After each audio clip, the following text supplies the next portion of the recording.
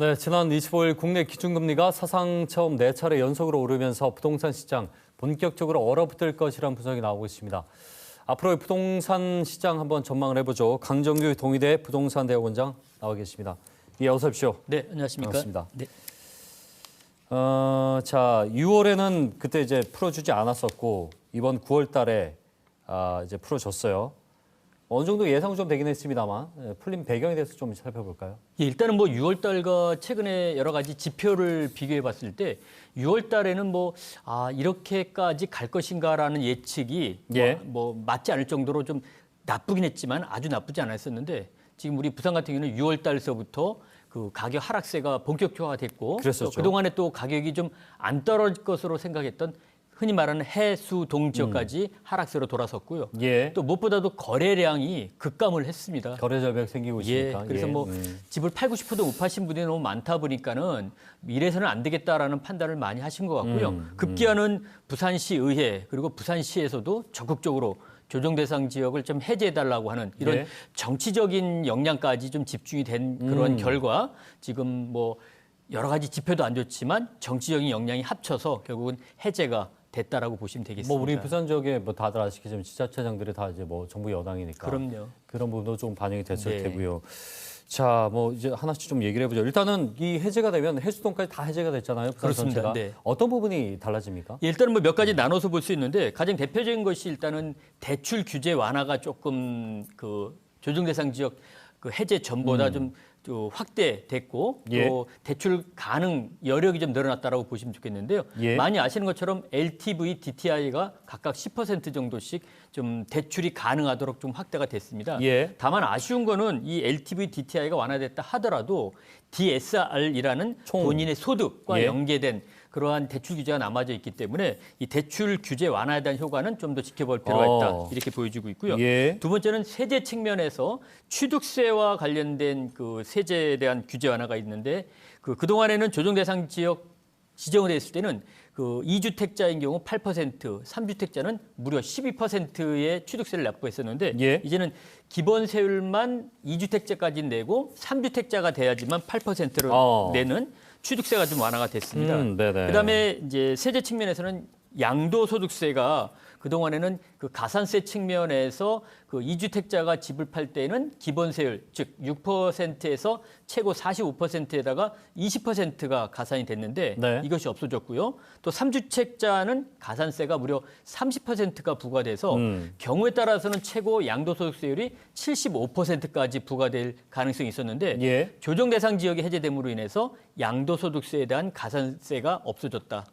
그다음에 변화된 것 중에 하나가 이제 청약 시장에 대한 변화인데요. 네. 그동안에 조정 대상 지역으로 지정됐을 경우에는 세대주만이 청약을 할 수 있었는데 이제는 그 세대원도 그 청약 1순위 자격이 주어질 수 있다. 그래요? 그래서 세대원별로 청약이 가능하다라고 보시면 좋겠고요. 예. 그 외에 청약 가점제와 청약 추첨제에 대한 비율이 조금 조정이 돼서 청약 가점제는 좀 줄어들고 청약 추첨제가 좀 증가를 해서 청약을 할 수 있는 분들의 청약 그 가능 폭이 좀 확대돼서 분양 시장에도 조정 대상 지역 해제 이후에 그 경우에 따라서는 좀 활기가 돌 수 있는 여건이 그렇겠네요. 만들어졌다라고 일단 보시면 뭐 되겠습니다. 이론상으로는 청약을 할 수 있는 사람들이 더 늘어났다고 볼 수 그렇습니다. 있으니까요. 네, 네. 지금 뭐 여러 가지 말씀해 주셨는데 대출 규제라든지 이제 취득세 또 양도소득세 본인이 이제 규제가 됐던 부분이 풀렸는지 그거 본인이 이제 해당되는 거는 직접 좀 확인을 해봐야 되겠어요. 그렇습니다. 네.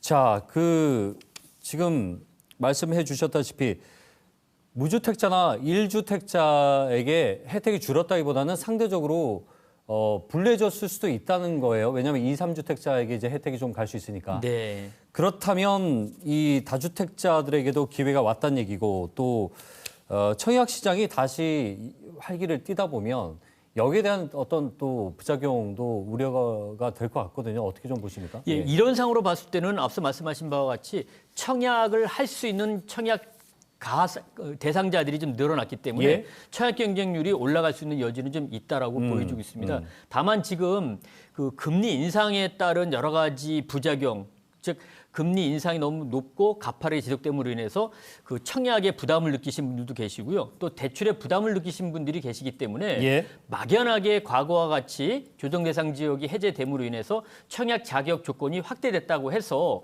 1주택자나 또는 경우에 따른 다주택자분들이 좀 조건을 따지지 않고 청약에 적극 나설 수 있는 여건이냐라고 하는 것은 의문이 간다. 즉 청약을 할 수 있는 분들 또 해야겠다는 분들이 과거보다 많이 줄어들어서 예. 그 청약 조정 대상 지역의 해제에 따라서 청약이 과열될 것이다라는 우려는 조금 수그러들 여지가 있다 이렇게 보여지고 있습니다. 네네. 다만 지금 우리 지역에서 조정 대상 지역으로 남아 있었을 때도 일부 지역에 즉 가격 경쟁력과 입지 경쟁력이 있는 단지는 수십 대 1에서 수백 대 1의 청약 경쟁률을 이미 기록한 경우가 있었기 때문에 조정 대상 지역이 해제되고 난 이후에는 말씀드렸던 바와 같이 가격 경쟁력 그리고 입지 경쟁력이 있는 경우에는 좀 우려스럽지만 그 청약 경쟁률이 급격히 올라가는 단지도 일부 예. 나타날 것으로 보여지고 있고 반대로 막연한 조정 대상 지역이 해제됐다고 해서 청약 경쟁률이 높게 올라가는 단지가 그렇게 대부분이 아닐 수도 있다. 예. 그래서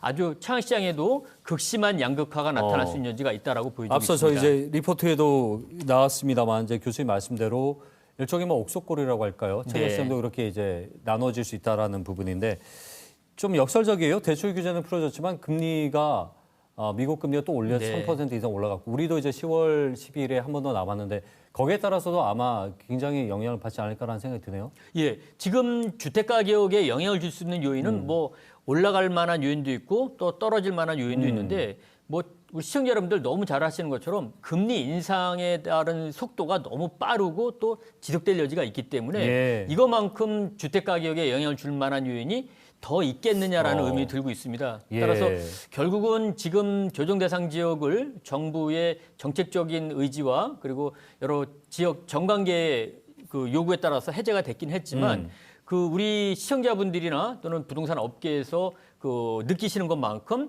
가격도 좀 회복이 되고 네. 거래량이 급속도로 늘어날 수 있는 여지는 금리 인상에 따른 하향 요인 때문에 예. 상당히 좀 시간이 오래 걸리지 않겠나라고 보여지고 있습니다.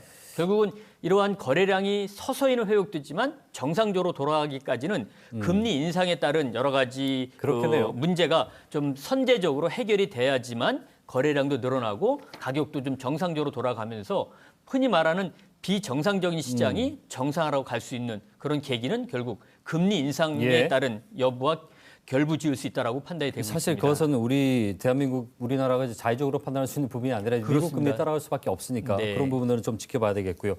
어떻습니까? 그 해수동 중심으로요. 이렇게 되면 해수동이 풀린 것이 또 하나의 관건인데 네. 여기에 이제 집값 상승 우려, 과열 양상 어떻게 좀 전망하시는지요? 예, 뭐 해수동 지역이 우리 지역의 주택 가격 상승을 좀 주도했던 지역은 분명히 맞고요.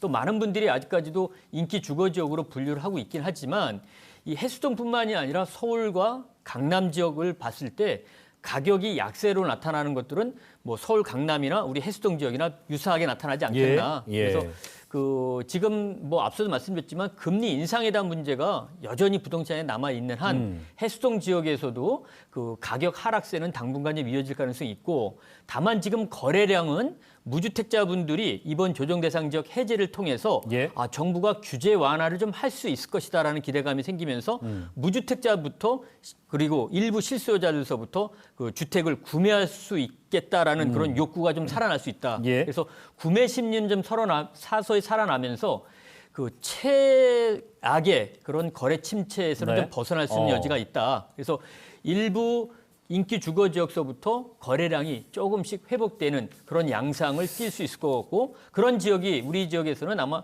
해수동 지역에서부터 그런 거래량 출발이. 증가 모습이 나타날 수 있다라고 보여지고 또 그게 있습니다. 이제 시장을 사실 겨내나는 부분도 있으니까요. 네. 지난달에 이제 교수님 나오셨을 때 실수요자에게는 지금 상태가 이어지면 그 구매에 좋은 기회가 될 수 있다라고 말씀을 네. 해주셨는데 네. 지금은 어떻습니까? 좀 예, 뭐 지금 정부의 특단의 조치가 나오지 않는 한은 앞서 여러 차례 말씀드렸지만 금리 인상 문제 때문에 네. 그 가격 하락세는 조금 더 이어질 수 있을 것으로 보여지고 있습니다. 예. 하지만 이 정부의 정책에 대한 기대감이 있고 또 대출 가능폭도 좀 늘어났기 때문에 실수요자들과 무주택자분들이 좀 움직일 가능성이 남아져 있다. 알겠습니다. 그래서 가격이 급격히 떨어지는 그런 지역은 좀씩 줄어들 수 있는 여지가 있기 때문에 막연하게 가격이 하락이 더 클 네네. 것이다라는 걸 가지고 알겠습니다. 내 집을 사는 것을 미룰 필요는 없을 것으로 판단이 들고 있습니다.